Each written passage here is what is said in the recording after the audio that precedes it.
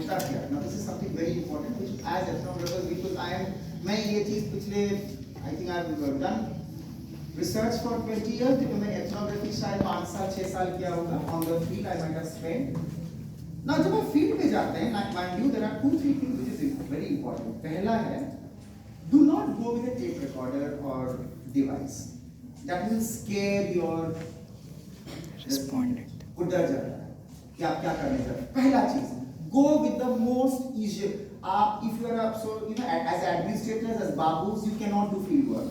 You have to go your jeans and your kurta and a t-shirt. That's why you have to do ethnography. The moment the ethnographer thinks that आप उसके साथ कुछ serious बात करने आ रहे हैं, वो आपको डेटा नहीं देगा. तो आपका पहनावा और आपका way of life is very important to ethnography. So you have to make your boots dirty.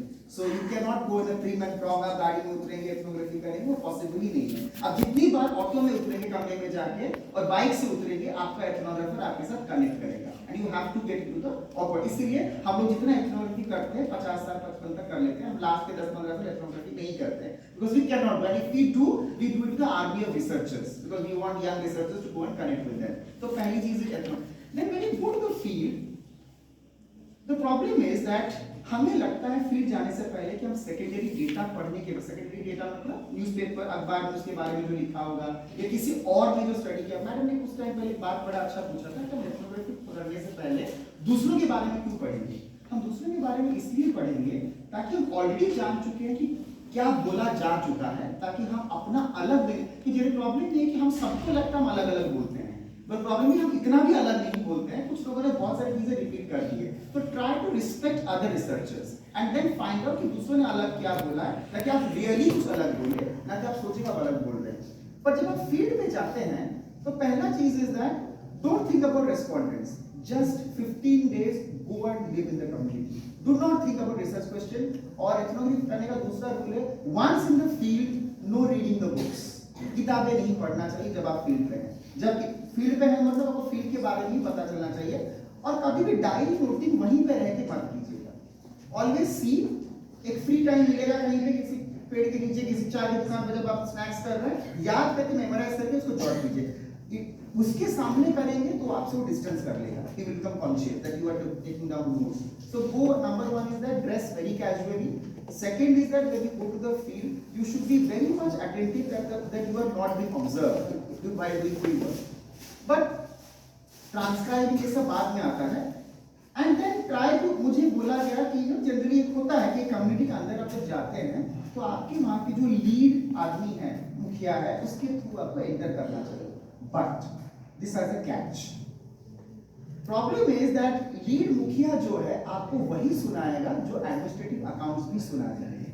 आपको वो पहलू लेके आना है जो किसी को पता नहीं, तो आपको बहरूपिया बनना पड़ेगा. पहले आपको मुखिया के थ्रू जाना है, उसके बाद जो मुखिया का एंटी ग्रुप है उससे दोस्ती बनाना है बिना मुखिया को चिढ़ाए, which is a very important thing. And this is a technique of doing ethnography. You cannot get the other side until and unless you, but at the same time आप starting ही करेंगे anti group से तो बाकी बन जाएगा, तो entry नहीं मिलेगा.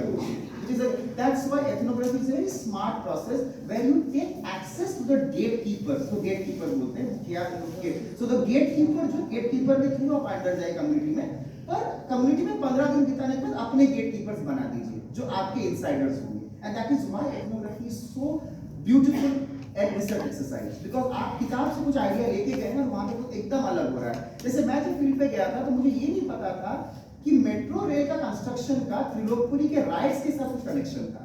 तो मुझे पता नहीं, ना मुझे मेरे मुखियाओं ने बताया, ना आरडब्ल्यू एम्प्लॉइज ने बताया. But once I went there, एक लड़के एक बार कुछ कहीं कैफेटेरिया में बैठे थे ना, I was trying to mingle with them, they gave the story. फिर मैं उसको फॉलो अप किया. तो इस काम के लिए जब आपको वंस स्टेज 1 में आप जस्ट जाके आइस ब्रेकिंग कीजिए, do not make any notes. 15 days feel the feel. उसके बाद जब आप रिकॉर्ड करते हैं, now here there are 2 parts. Next one.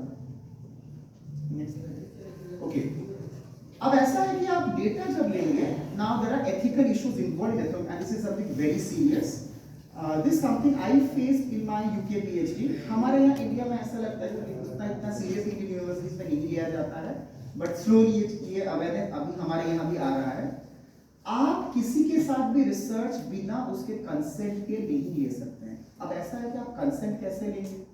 अब कंसेंट लेने के दो तरीके हैं, एक वो साइन करेगा जो कि वो नहीं करता है क्योंकि इलिटरेट ऑडियंस जनरली है, सेमी इलिटरेट होती है जिनको लगता है आपका जमीन ले लेंगे, वो साइन के साथ डरता है, तो आप रिकॉर्डेड कंसेंट ले सकते हैं, वो आपको बोलेगा, उसे रिकॉर्ड कर सकते हैं। अब दो तीसरी बात है कि बहुत बार ऐसी चीजें होती है कि कुछ रेस्पोंडेंट बोलना चाहते हैं पर आपको उनका कहा हुआ एग्जैक्टली कोटेशन में आपके फील्ड आपके रिसर्च वर्क में नहीं लिखने की जरूरत है, या वो कहेगा मैं बात तो करूंगा ना, मैं रिकॉर्डेड कंसेंट दूंगा ना मैं लिख के दूंगा, तो दैट डजंट मैटर। फिर आप उनके डेटा को ट्रांसक्राइब शब्द, ट्रांसक्राइब का मतलब है एक डेटा को सुनना, उसको वर्बेटिम वैसा का वैसा उतारना, राइटिंग, दैट इज ट्रांसक्राइब। तो ट्रांसक्राइब आप तभी कर सकते हैं जब आपने डेटा कलेक्शन में उनको रिकॉर्डिंग किया है, रिपीट, आप सुन के सोच के उनके मुंह में जबान में वर्ड्स डाल के नहीं बनाते, आप झूठ मूठ कर नहीं लिख सकते हैं। उसने कहा तुम बैठो मैं आने वाला था कल, you can write stories like that. So be very clear कि there are two types of data, one is random data जो आप डायरी नोट्स, इसलिए डायरी नोट्स इंपॉर्टेंट है, तो डायरी नोट्स में आप रैंडम चीजें लिखिए, डायरी नोट्स।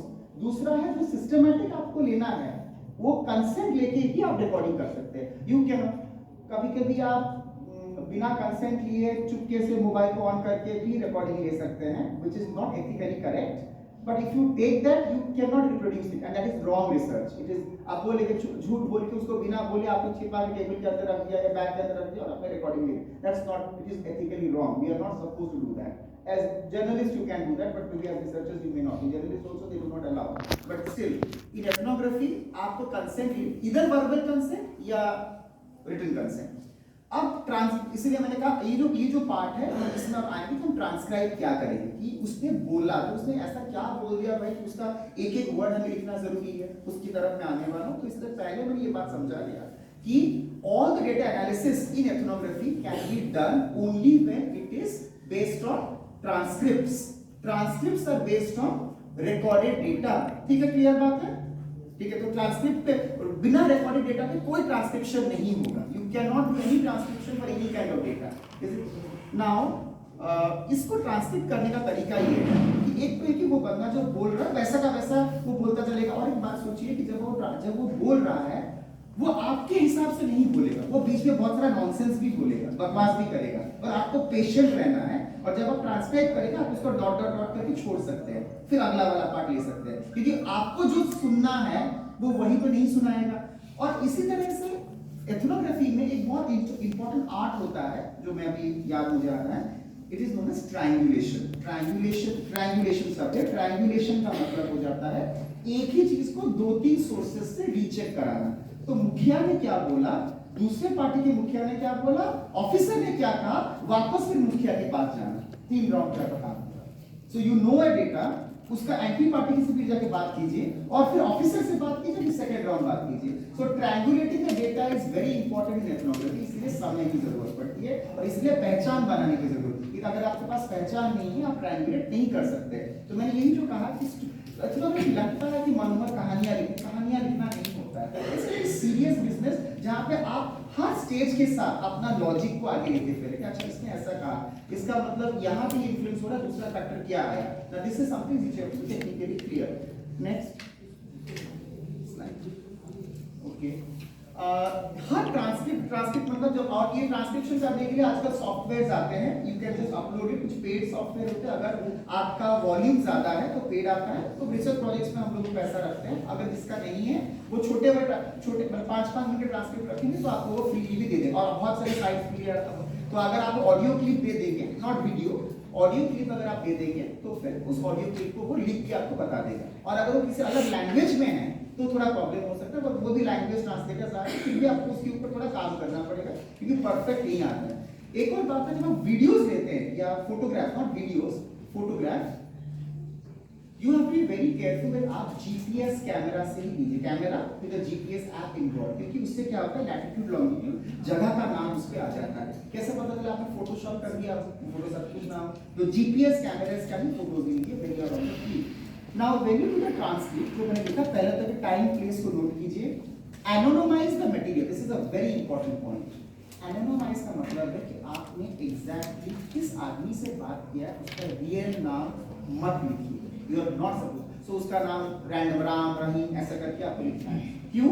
क्योंकि आपके लिए इंपॉर्टेंट घटनाएं और कालचक्र है, आपके लिए इंपॉर्टेंट वो आदमी नहीं है, क्योंकि आप उसको प्रॉब्लम में नहीं डालना चाहते हैं। कल को जब वो डेटा प्रिंट होगा तो अगर उसने कुछ कंट्रोवर्शियल बातें कह दी उसके ऊपर प्रॉब्लम्स हो सकती है। तो safety of the respondent is your responsibility as researcher. तो एथिकल मास्किंग इसको एनोनिमाइज मटेरियल, इसने कहा उसका नाम चेंज कर, जगहों का नाम, वो गया और उसको सपोज वो बाके बाजार गया होगा, रूही बाजार जाकर उन्हें ऐसा किया, इट डजंट मैटर, घटना इंपॉर्टेंट है, जगह, because this you are not doing journalism, you are coming and reporting trends in society. जिस ट्रेंड को पढ़ के कोई भी पॉलिसी प्लान को अगर चेंज करना है कर सकता है। तो real names of places, real names of people should not be written. When you get the data you can write हम सिंगूम से ही, मतलब हम गुमला से डेटा लाए, पर वहां किससे बात करो नाम आप चेंज कर दीजिए, we shouldn't know, that is known as anonymised material. उसके बाद भाई use wide margins and line numbers, that's make sense, क्योंकि अगर मार्जिन यूज करें तो उसके साइड में आप नोट्स करें। इंक्लूड ऊम्स, अर्स एंड पॉजेस, इसका मतलब वो जो अच्छा ये जो है इसको नोट करना जरूरी है। बोले इससे क्यों? इससे आपको पता चलता है कि कैंडिडेट कॉन्शियस हो रहा है या उसके अंदर कुछ डर है या नहीं है या ज्यादा एक्साइटेड हो रहा है, ये पॉजेस भी इंपॉर्टेंट है। Include stylistic devices to put emphasis, anger, slowly, loudly, whatever. Record additional notes in parenthesis, मतलब ब्रैकेट के अंदर अपने नोट्स को लिख कर साइड में मार्जिन रखेंगे, राइट हैंड साइड में जगह होगा उसमें आप एक्स्ट्रा पॉइंट्स को नोट करेंगे कि ये बात जो वो कर रहा था तो उसका मूड ऐसा था, later on when you come. तो जिस दिन आप आए उसी दिन ट्रांसक्राइब करें जरूरी नहीं है, because field work is very strenuous, generally we keep it on the weekends, क्योंकि एक साथ बैठ कर भी हर दिन फील्ड वर्क होता है, रात को ही ट्रांसक्राइब होता है, जरूरी नहीं होता है। तो जो field work is very tiring and once you come back you need to take rest, weekends में we generally do the transcribing business. Next, nowadays transcription is done through good softwares also, but if you do not have the software, still you can make a good scientific note out of your data. You proceed on a case by case basis, मतलब क्योंकि देखिए होता क्या है, जब transcribe आएगा तो वो दो तीन मुद्दों के बारे में एक ही ट्रांसक्राइब से डेटा दे दिया होगा, तो आपके लिए बहुत जरूरी है कि उसको आप अलग करें कि अच्छा ये डेटा इससे रिलेटेड था, वो डेटा उस मुद्दे से रिलेटेड था। तो proceed by opening of the data and proceed on a case by case basis. The next one, ये वाला last point है, have 5 minutes more and I'll finish it within the promised time. Are you all okay? Yes, sir. All right. Sorry if I've been very boring you with a lot of data, but this is the last part where you see how we try to do the analysis. Next one.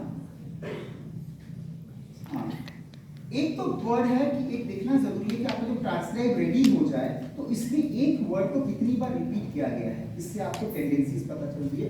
Allow the frequency of certain codes and clearly define sample and then analyze those frequencies. उसके बाद next, हाँ, this is important.